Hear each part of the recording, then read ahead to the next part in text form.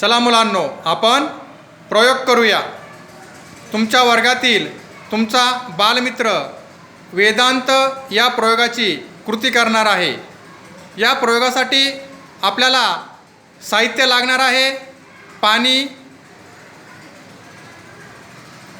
काचेचा ग्लास,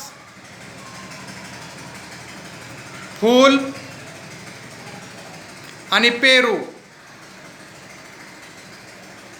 प्रथमतः आपण काचेच्या पेल्यामध्ये स्वच्छ पाणी घेणार आहोत।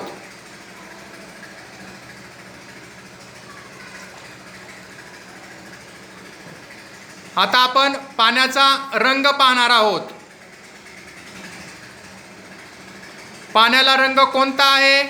पाण्याला रंग नाही। यानंतर आपण फुलाचा वास घेणार आहोत।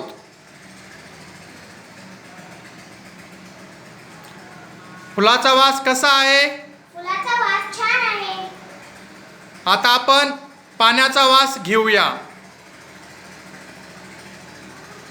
पाण्याला वास आला का? पाण्याला वास नाही। आता आपण या ठिकाणी एक फळ घेतलेलं आहे, त्या फळाची चव आपण घेऊया।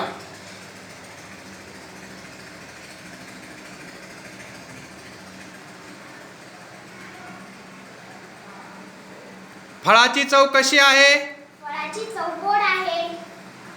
आता आपण पाण्याची चव घेऊया।